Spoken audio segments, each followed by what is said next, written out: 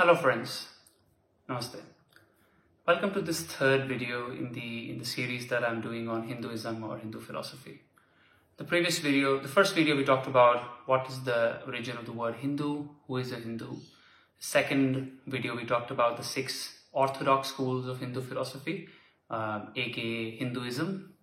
In this third video, as promised, we'll look at 3 plus 1, actually 4 schools of unorthodox Hindu philosophy.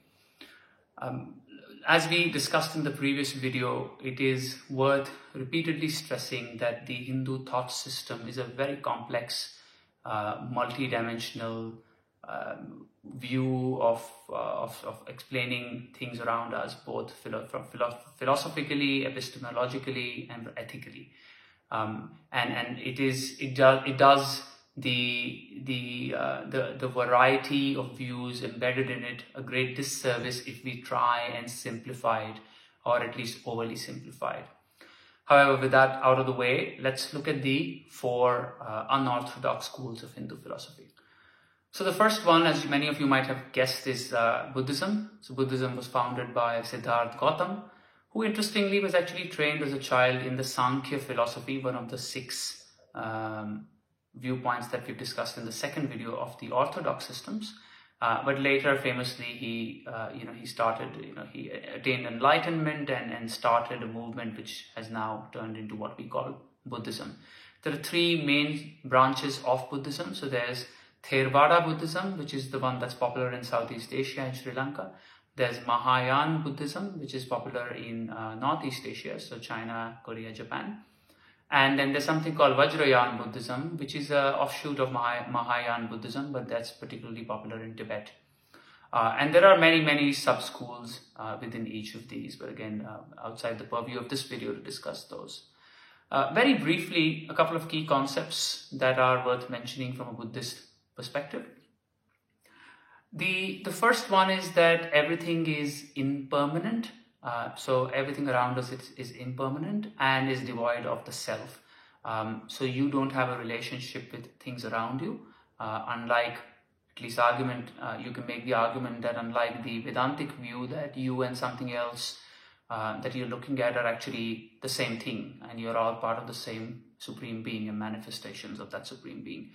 So Buddhism has a slightly different take on this.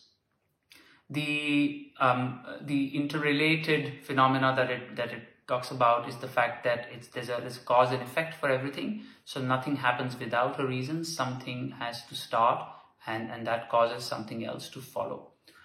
The third key aspect of Buddhism, and I'm overly simplifying this, of course, is trying to find the middle path.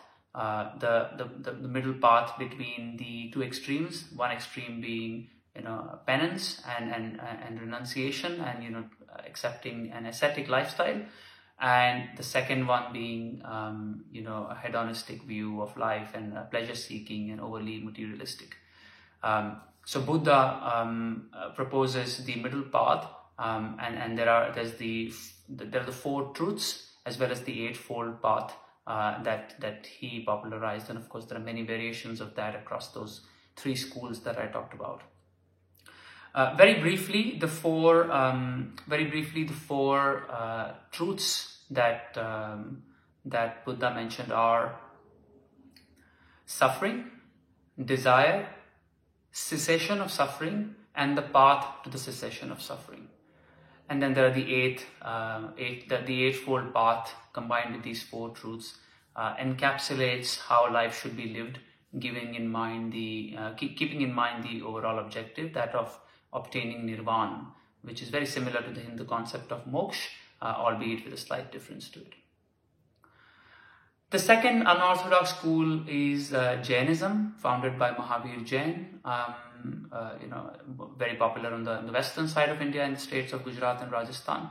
Didn't tend to spread as much as Buddhism did, so much more geographically confined. Jains believe that the universe has always existed and will exist, and that nothing is created or destroyed. They have a very profound metaphysical view which shares its views with modern physics, that everything is transformed from one form to the other. but their view is that all of life is suffering, and the very simply put, the objective of life is to end that suffering, but to also do it in a very particular manner which doesn't add to the suffering of others. Again, I won't go too detailed into the Jain philosophy. There are many amazing books on the subject, and I can share some of those with you in the comments section. But it's worth pointing out the three key, they're called the jewels, but really aspects of Jain thought. They're called Ratnatriya, so the three jewels are the three Ratnas. The first one is the right perception, so Samyak Darshan. The second one is the right knowledge, so Samyak Gyan. And the third one is the right conduct, which is Samyak Charitra. So life is to be lived on the basis of the correct perception, the correct knowledge, and the correct conduct. And then obviously these combined together give you a shot at emancipation. The third, and one of my favorite, not because I'm an adherent, but because it just it actually brings to light the flexibility of Hindu philosophy, is something called the Charvak school of Hindu philosophy, popularized by a guy named Charvak. Charvak, I think from memory, was at least is claimed to have lived somewhere between the Vedantic era and that of Buddha. But Charvak rejects the notion that there is reincarnation, karma, or anything after death. There are a couple of key notable differences. The first is that what you can perceive is all you get. So there is no invisible power. There's nothing beyond what your body's five perceptive senses can give you. So if you can't see it, touch it, feel it, or smell it, it doesn't exist. Now that naturally leads to other consequences from a philosophical perspective. That is that death is final. In fact, in Charvak's philosophy, death is considered some sort of liberation in itself. So that you don't have to do anything after that, or you don't have to worry about what will follow, because nothing follows. It is looked at as a very materialistic view of life, and maybe it was meant to be, which is it's focused on being here and now and enjoying life while it lasts. It's worth pointing out that Charvak is considered part of the Hindu fold. And like I said right at the start of this school's introduction, I find it fascinating that essentially an atheistic approach, which rejects the notion not just of of divine, but anything divine. So not just of God, but any sort of grander narrative or deeper motives to life. It rejects all of those, but that view still finds a place in the Hindu philosophical system. Maybe not in the orthodox schools, but certainly amongst the unorthodox schools. And the last one, which I've given it a lot of thought, and not a lot of books actually have the fourth one in them, and perhaps that's also because it's much newer, and a lot of the thinking had already crystallized by then, is Sikhism. Now, certain Sikhs get very upset when they think that someone's trying to explain or rationalize Sikhism from a Hindu viewpoint. My effort is very simple, only to explain how Sikhism, which is very distinct from many other Hindu schools of thought, is certainly something that originates and has built on very key Hindu ideas.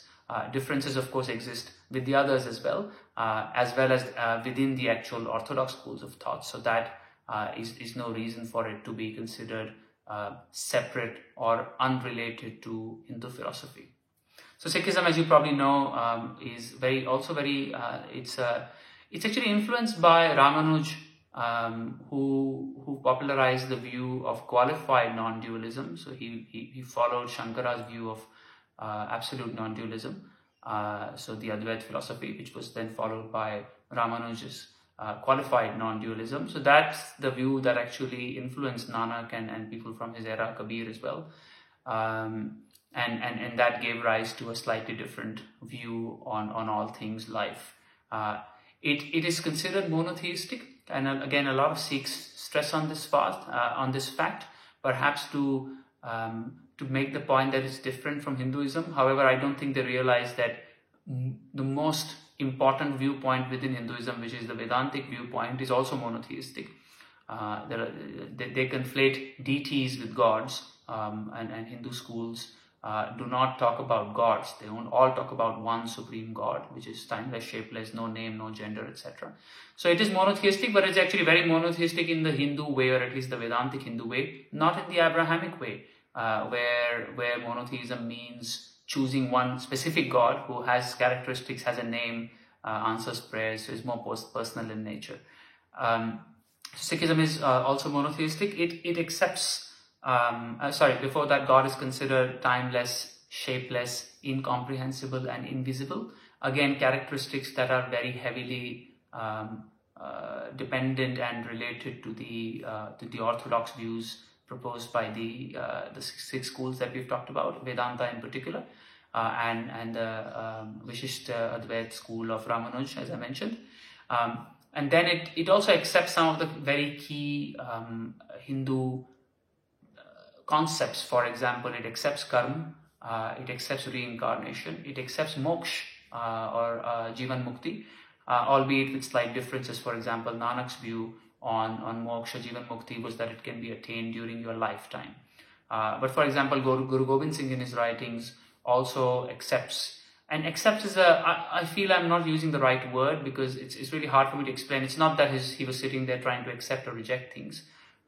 In my mind, I'm almost saying, of course he does. He is born in a time, in an era where there would be no reason to reject it. Perhaps there are more reasons today, and most of those are political. But to use a more myopic word for now, he accepts the concept of man being a very special creature and being supreme, and having the best shot at actually emancipation or liberation through this life. It's worth pointing out that Sikhism traces a lot of its roots in the Bhakti movement of central and northern India. In fact, Nanak was a Bhakti saint himself, which itself stresses on the union with the Supreme via devotion. And obviously the role of music is critical to Bhakti philosophy, as it is to the Sikh faith. Some of the defining characteristics which also separate Sikhs from at least some parts of Hindu philosophy, or some schools of Hindu philosophy, are probably worth explaining. It's actually a very simple religion in that sense. It's no nonsense.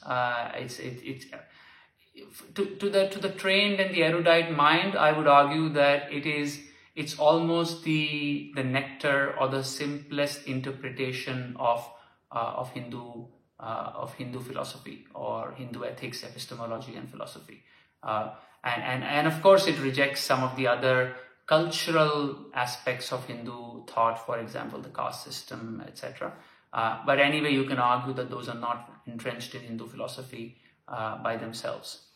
So hopefully this gives you full picture of the spread of the Hindu world from a philosophical perspective. So we talked about the 6 orthodox schools, and just a reminder, those focus on the authority of the Vedas. So all of them accept the Vedas as being a source of authority. And then we talked about the 4, 3+1, as I called it, unorthodox views. And they're unorthodox for many reasons, but one of the reasons is that they do not accept the authority of the Vedas. So in the end, you've got these 10 views of the world, all of which I would roughly place in the bucket of Hindu thought. Of course, there are many differences, but the underlying similarities, assumptions, as well as epistemologies overshadow the differences by a mile. In the next video, I'll try and get an expert on with us through Skype to actually discuss the first 6 philosophies in some detail. They are fascinating, but I'm not equipped to deal with the nuances and explain them to you myself. So I'd rather have a conversation with an expert on the topic. So stay tuned. But in the meanwhile, if you like this video and the previous ones in this series, don't forget to share, like, and subscribe to my channel. Thank you, and namaste.